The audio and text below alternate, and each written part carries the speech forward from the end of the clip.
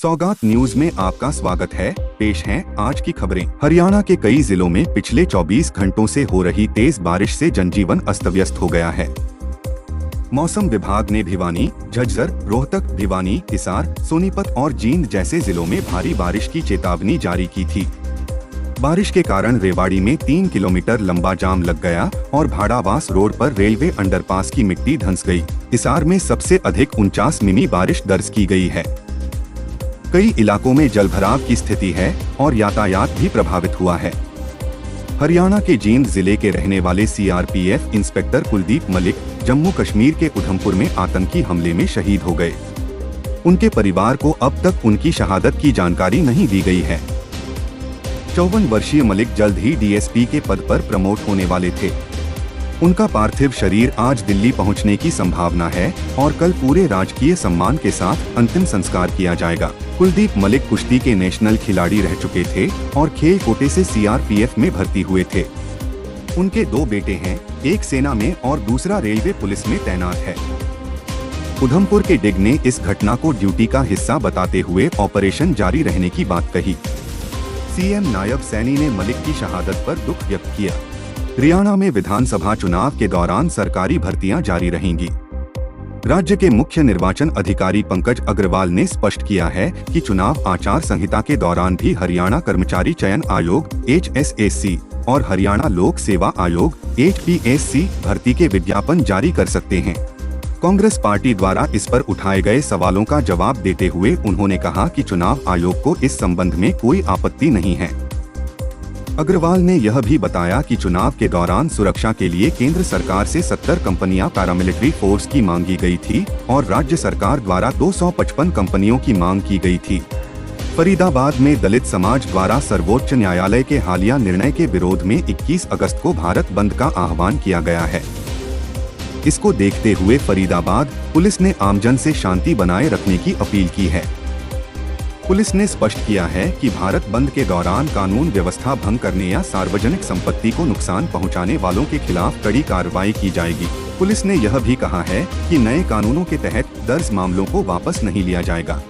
फतेहाबाद की अदालत ने हत्या की नीयत से पुलिस गाड़ी में टक्कर मारने और भारी मात्रा में चूरा पोस्ट रखने के दोषी को 20 साल की कैद और 3.25 लाख रुपए जुर्माने की सजा सुनाई है। आरोपी पंजाब का रहने वाला था और 2012 से फरार चल रहा था। पुलिस ने उसके पास से भारी मात्रा में चूरा पोस्ट बरामद किया था। अदालत ने आरोपी को NDPS एक्ट सहित विभिन्न धाराओं में दोषी करार दिया है। कुरुक्षेत्र पुलिस ने जमीन खरीदने के नाम पर धोखाधड़ी करने वाले 2 भाइयों को गिरफ्तार किया है। आरोपी स्वदीप सिंह तोमर और अमित कुमार तोमर ने एक व्यक्ति से 60 लाख रुपए ठग लिए थे। उन्होंने पीड़ित को कंपनी के प्रोजेक्ट में जमीन खरीदने का झांसा दिया था।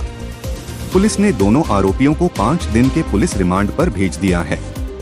फरीदाबाद के तिगाम इलाके में एक मिठाई की दुकान से खरीदी गई घेवर खाने से कई बच्चे बीमार हो गए हैं। इस मामले में स्थानीय लोगों ने खाद्य सुरक्षा विभाग में शिकायत दर्ज कराई थी। विभाग की टीम ने दुकान पर छापा मारकर घेवर के नमूने लिए हैं। जांच के बाद ही यह पता चल पाएगा कि मिठाई में मिलावट की गई थी या नहीं। यदि नमूनों में मिलावट पाई जाती है तो दुकानदार के खिलाफ कड़ी कार्रवाई की जाएगी। हरियाणा विधानसभा चुनाव 2024 के लिए सुरक्षा व्यवस्था को सख्त करने के उद्देश्य से चुनाव आयोग ने 255 अर्धसैनिक बलों की कंपनियां मांगी हैं।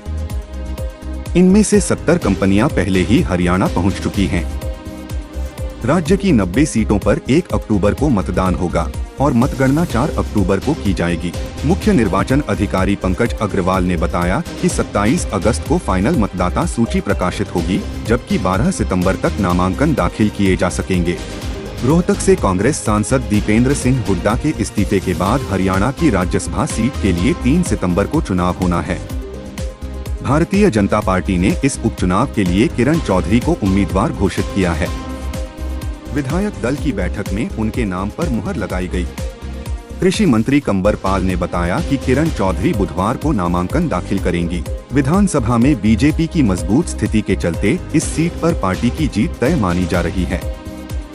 कांग्रेस ने संख्या बल के अभाव में अपना उम्मीदवार न उतारने का फैसला किया है।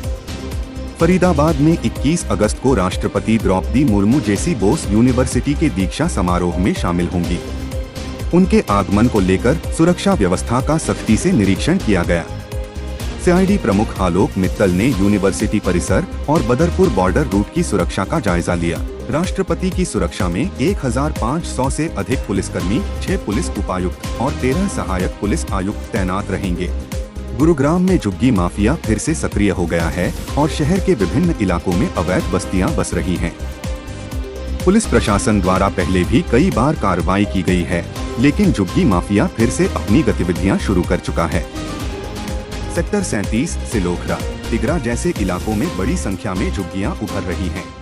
इन झुग्गियों में रहने वाले लोगों का कोई वैध दस्तावेज नहीं होता है और वे अक्सर आपराधिक गतिविधियों में लिप्त रहते हैं। पुलिस आयुक्त ने इस समस्या पर चिंता व्यक्त करते हुए कहा है कि उन्होंने थाना प्रभारियों को ऐसे इलाकों में अभियान चलाने के निर्देश दिए हैं।